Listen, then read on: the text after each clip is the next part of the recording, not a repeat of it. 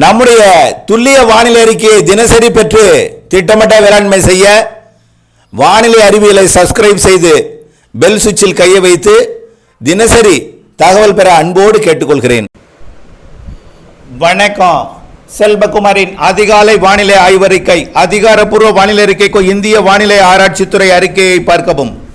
2024 April 11 வியாழக்கிழமை அதிகாலை நிலவர வானிலை ஆய்வறிக்கை. இனிய நோன்பு திருநாளாம் ரம்ஜான் திருநாள் வாழ்த்துக்கள். இந்த நாளில் அனைவரையும் வணங்கி மகிழ்கிறேன். வானிலை அமைப்பு உயரழுத்தம் விலகியது. கிழக்கு காற்றலையை கொண்டு வரக்கூடிய காற்று சுழற்சி இலங்கைக்கு தெற்குப்புறம் அமைந்தது. கிழக்கு காற்றலை தமிழ்நாட்டில் ஏறத் தொடங்கியது. ஆந்திர பிரதேசம் மற்றும் ஒடிசா கடலோரம் உயரழுத்த காற்றின் காரணமாக ஏற்படக்கூடிய வெப்பசலன இடிமழை பொழிவு இந்தியாவின் மத்திய மாநிலங்களிலும் கிழக்கு காற்றலை தமிழ்நாட்டில் ஏற்றுவதன் காரணமாக இன்றைக்கு ஒரு நாள் மட்டும் புழுக்கத்துடன் கூடிய வானிலை தமிழ்நாட்டில் இருக்கும். வெயில் பெரிய அளவில் சுடாவிட்டாலும் வியர்வையும் வெப்ப உயர்வும் கூடுதலாக இருக்கும். அதாவது இன்று ஹாட் நாளை கூல் எனலாம். இன்று ஒரு நாள் ஹாட் நாளை கூல். சுருக்கமாக சொல்லப்போனால் கூல் எங்கே எவ்வளவு மழை பொழிவு, இன்றைக்கிலிருந்து வரக்கூடிய நாட்கள் வானிலை எப்படி இருக்கும் என்பதை இப்போ பார்ப்போம். அதாவது இன்றைக்கு ஒரு நாள் மட்டும் ஹாட்டாக இருக்கும். காரணம், கிழக்கு காற்று வெப்ப காற்றாக இன்றைக்கு வருகிறது.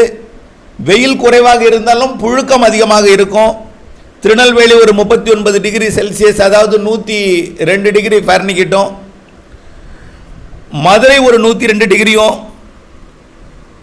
திருச்சி ஒரு 102 டிகிரியும், சேலம் ஒரு 100-102 டிகிரியும், வேலூர் 102-100 டிகிரியும் இருக்கும். ஆக 100-102 டிகிரியில் தான் இருக்கும் இன்றைக்கு வெப்பநிலை. 107 என்பது சற்று குறைந்து இருக்கும். ஆனால் இன்றைக்கு 100 டிகிரிக்கு குறைய உள் மாவட்டங்களில் வாய்ப்பில்லை. 107 என்பது 104 ஆகியது நேற்று. இன்றைக்கு 102 ஆகும். 104 வரைக்கும் எட்டலாம், அவ்வளவுதான். கிழக்கு காற்று வருகையின் காரணமாக வெயிலோட சூடு குறைந்து புழுக்கமும் வியர்வையும் இன்றைக்கு அதிகரித்திருக்கும் அனைத்து மாவட்டங்களுக்குமே. கடலோரத்தை பொறுத்த வரைக்கும் உள்ளே குறைந்ததென்றால் கடலோரமும் இன்னும் குறைஞ்சி தான் இருக்கும். அதன் அடிப்படையில் கடலோர மாவட்டங்களில் ஒரு 33-32 டிகிரி செல்சியஸ் தான் இருக்கும். வழக்கமாக இருக்கக்கூடிய கடலோர வெப்பநிலை விட இன்றைக்கு குறைவாக இருக்கும். டெல்டாவில் எல்லாம் குளிர்ந்த காற்று வீசும்.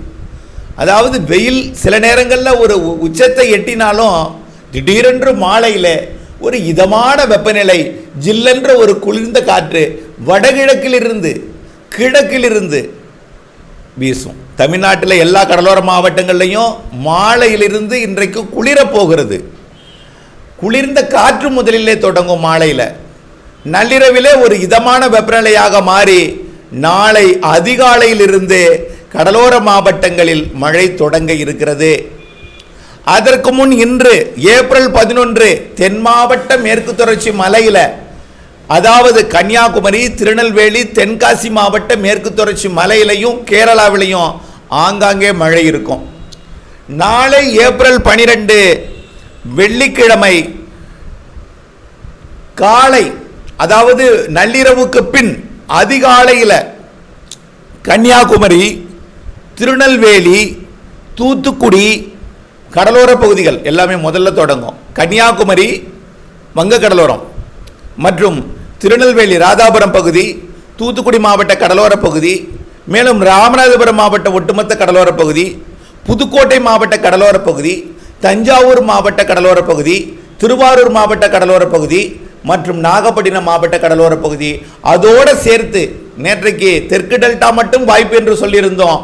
இப்பொழுது காரைக்காலுக்கும் மயிலாடுதுறைக்கும் கடலூருக்கும் புதுச்சேரிக்கும் வாய்ப்பு ஏற்படுகிறது. ஆக புதுச்சேரி வரை ஒரு நல்ல மழைப்பொழிவை கொடுக்கலாம். நாளை அதிகாலை, தாமதம் ஏற்படும் பட்சத்தில் காலை.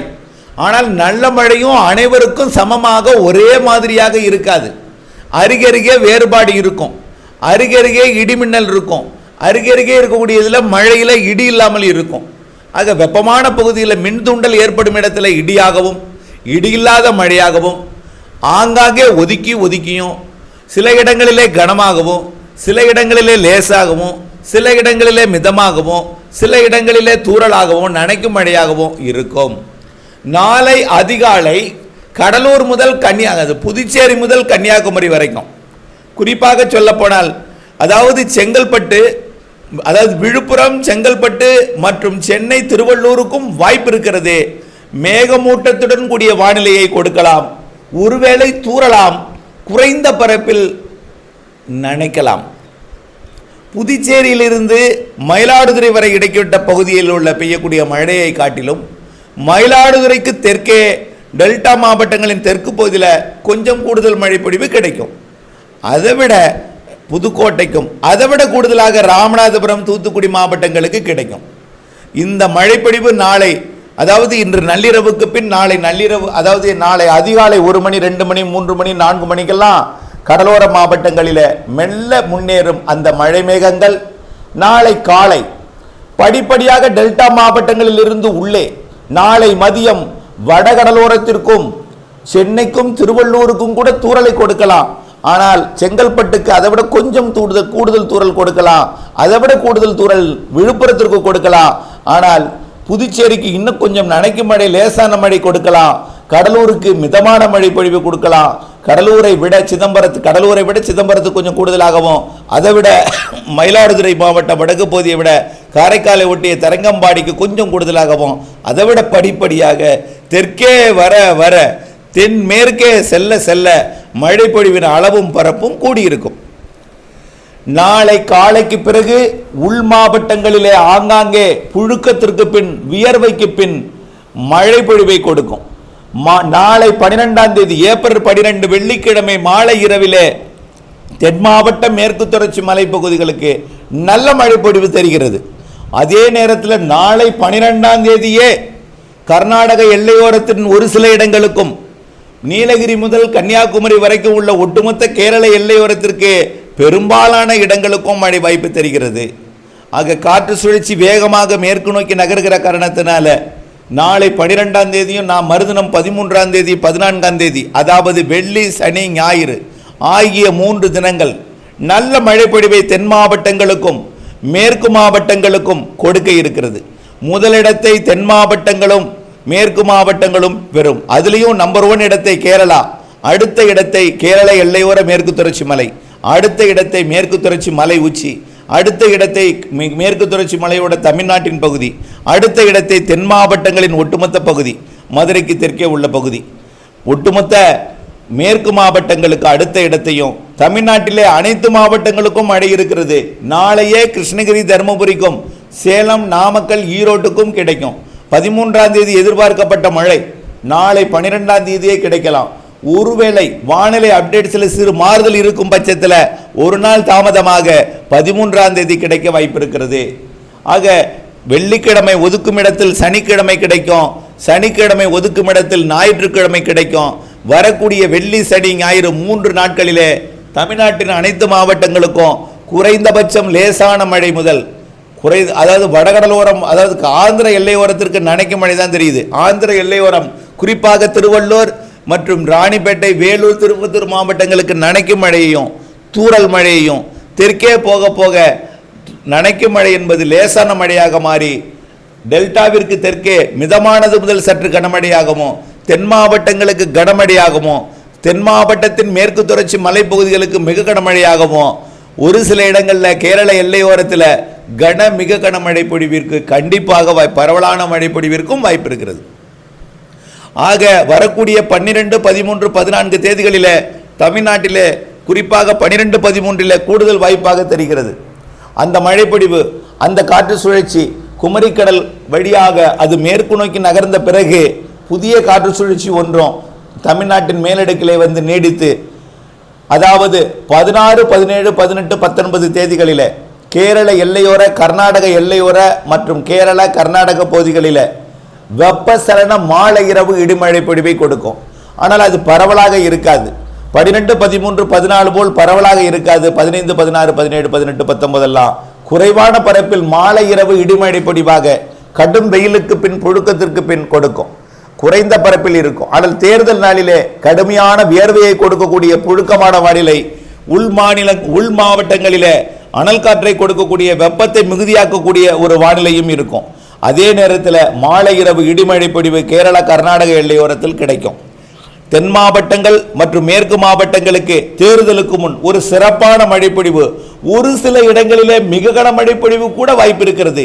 குறிப்பாக மாஞ்சோலை, நாலுமுக்கு, ஊத்து மற்றும் திருநெல்வேலி, தென்காசி மாவட்ட மேற்கு தொடர்ச்சி மலை, குறிப்பாக தென் மாவட்ட கடலோர பகுதிகள், இதெல்லாம் நல்ல மழைப்பொழிவு தெரிகிறது.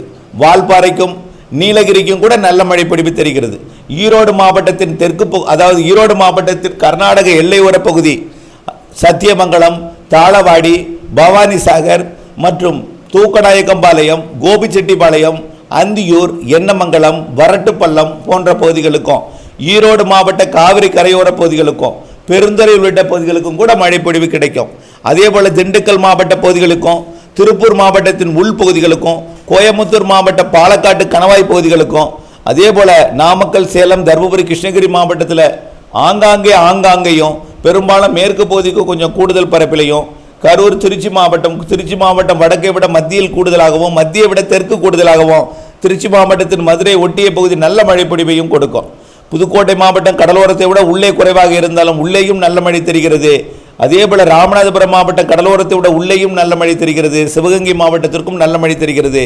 மதுரை மாவட்டம் மேலூரை விட மதுரைக்கு கூடுதலாகவும், மதுரையை விட ஏழுமலை மற்றும் பேரையூர் பகுதிகளுக்கு மிகச்சிறப்பான மழை தெரிகிறது. விருதுநகர் மாவட்டத்தின் அருப்புக்கோட்டை, திருச்சுழி தொடங்கி ஸ்ரீவில்லிபுத்தூர், ராஜபாளையம் வரைக்கும் வெம்பக்கோட்டை, சிவகாசி உட்பட நல்ல மழை தெரிகிறது. அதே போல மதுரை மாவட்டத்தின் உசிலம்பட்டிக்கும் தேனி மாவட்ட எல்லையோர பகுதிகளுக்கும் நல்ல மழை தெரிகிறது. தேனி மாவட்டத்தில் பரவலான மழைப்பொழிவு தெரிகிறது. கன்னியாகுமரி, திருநெல்வேலி, தென்காசி மற்றும் விருதுநகர், தூத்துக்குடி மாவட்டத்திற்கும் ராமநாதபுரம் மாவட்டத்திற்கும் மிகச்சிறப்பான மழைப்பொழிவு வரக்கூடிய 12, 13, 14 தேதிகளில் அமையும்.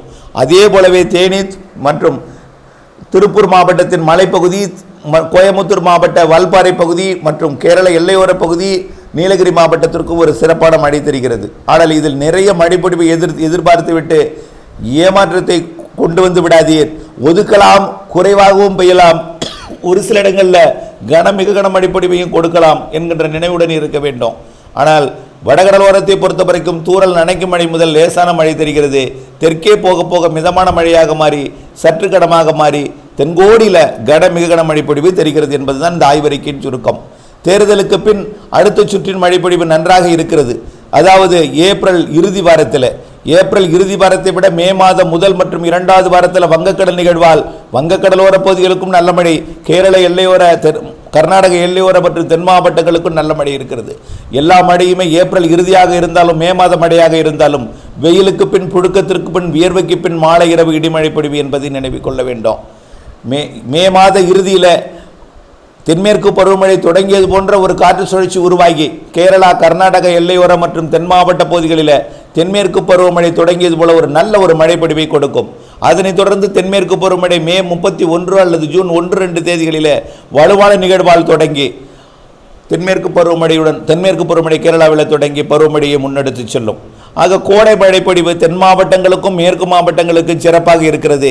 இப்பொழுது உங்கள் மாவட்டங்களில் அனல் காற்றும் வெப்ப அலையும் வீசிக்கொண்டிருக்கிற நிலையில் இந்த அனுபவிக்கக்கூடிய இந்த பகுதிகளில் சிறப்பான மழைப்பொழிவையும் மே மாதத்தில் அனுபவிக்கலாம் என்ற ஒரு மகிழ்ச்சியான தகவலுடன் இந்த அறிக்கையை நிறைவு செய்கிறேன். அப்டேட்ஸுடன் இணைந்திருங்கள். மாறுதல் அறிய வேண்டும், துல்லியம் அறிய வேண்டும். அப்டேட்ஸுடன் இணைந்திருந்து திட்டமிட்ட பணி செய்து லாபம் அடைய அன்போடு கேட்டுக்கொள்கிறேன். நன்றி.